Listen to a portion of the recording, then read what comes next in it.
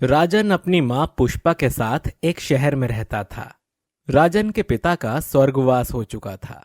राजन एक multinational company में काम करता था। एक दिन शाम को राजन घर वापस आता है। मां, तुम्हें क्या हुआ? तुम इस तरह लेटी हुई क्यों हो? तबीयत तो ठीक है ना तुम्हारी? मुझे सुबह से तेज बुखार है। तुझसे कितनी बार कहा तू शादी कर ले। आज घर में बहू होती तो मेरा ख्याल तो रखती। मुझे तेज प्यास लग रही थी, लेकिन बुखार के कारण उठा ही नहीं जा रहा था। वो तो अच्छा हुआ पड़ोस में रहने वाली शालिनी का, जो अचानक आ गई। उसने पूरे दिन मेरा ख्याल रखा। अभी अभी अपने घर गई है। मां, अब तुम इतनी जिद कर रही हो तो देख लो कोई लड़की, मैं शादी कर लूंगा। सच? तू शादी के लिए तैयार है? हाँ मां, कह तो दिया। एक बात कहूँ, मुझे तो शालिनी बहुत पसंद है और पास में ही रहती है। उसका स्वभाव भी बहुत अच्छा है। ये सब आप जानो मां। इसी तरह कुछ दिन बीत जाते हैं। पुष्पा शालिनी के घर वालों से बात कर लेती है। कुछ ही दिनों में राजन और शालिनी की शादी हो जाती है। शादी के अगले दिन पुष्पा शालिनी से कहती है, बहू, आज ससुराल में तेरा पहला दिन है। आज तुझे रसोई में कुछ मीठा बनाना है। यही रिवाज है। माँ जी, मुझे देर हो रही है, मैं ऑफिस जा रही हूँ। संडे को बना दूंगी आपके लिए मीठा। ये तू क्या कह रही है बहू? तू नौकरी करती है, लेकिन जब मैं बीमार थी उस दिन तो तू पूरा दिन मेरे साथ बैठी थी। वो उस दिन तो मेरी छुट्टी थी। मैं ऑफिस जा रही हूँ, शाम को मिलते हैं। ये कहकर शालिनी घर से निकल गई। हे भगवान, मुझे तो घर संभालने वाली लड़की चाहिए थी। यह नौकरी वाली बहू का मैं क्या करूंगी? शाम को पुष्पा राजन से बात करती है।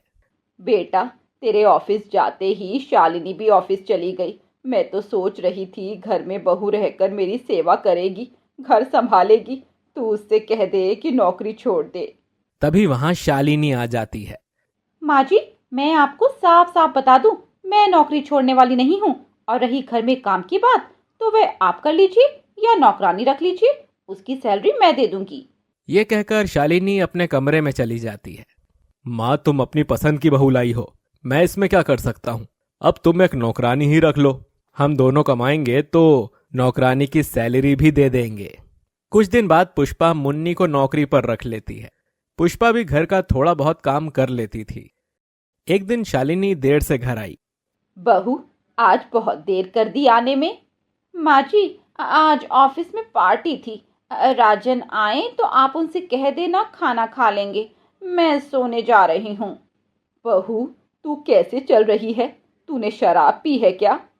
ओहो, इस घर में हर बात का जवाब देना पड़ेगा। कहा तो है पार्टी थी, आपको समझ नहीं आता? पार्टी में थोड़ा ड्रिंक तो करना ही पड़ता है। तभी वहां राजन आ जाता है। शालिनी, तुम किस तरह माँ से बात कर रही हो? और अपनी हालत देखो, ठीक से चल भी नहीं पा रही हो। तुम चुप रहो। ज्यादा कुछ बोले तो अभी पुलिस को बुलाकर दहेज के केस में अंदर करा दूंगी। ये कहकर शालिनी अपने कमरे में चली जाती है। पुष्पा ये सब देखकर रोने लगती है। चुप हो जाओ माँ, अब तो इस सब की आदत डाल लो। इसी तरह कुछ दिन बीत जाते हैं। एक दिन शालिनी राजन से बात करती है। सुनो जी, मेरा प्रमोशन हो गया है। मुझे नया फ्लैट और नई कार मिल रही है। चलो हम नए फ्लैट में रहने चलते हैं। माँ जी को यहीं छोड़ दो। हर महीने कुछ पैसे भेज देना और मुन्नी उनका ख्याल रख लेगी। इस घर में क्या परेशानी है? वैसे भी मैं अपनी माँ को अकेला नहीं छोड़ सकता। तुम्हें जाना है तो जाओ। अगले दिन शालिनी घर छोड़कर नए फ्लैट में चली जाती है। पुष्पा उसे रोकने की बहुत कोशिश करती है, लेकिन वो नहीं मानती। इसी तरह कुछ दिन बीत जाते हैं।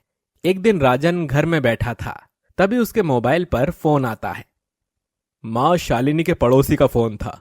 उसने कहा शालिनी बहुत बीमार है, उसकी देखभाल करने वाला कोई नहीं है। सोच क्या रहा है? जल्दी चल। लेकिन माँ, उसने तुम्हारी बहुत बेइज्जती की है। मैं कहीं नहीं जाने वाला। पुष्पा राजन को समझाकर ले जाती है। शालिनी उन्हें देखकर रोने लगती है। माँ जी, मुझे माफ कर दो। पैसे के घमंड में मैं भूल गई कि परिवार कितना जरूरी होता है। तू ये सब मत सोच, बस आराम कर। पुष्पा शालिनी की देखभाल करती है।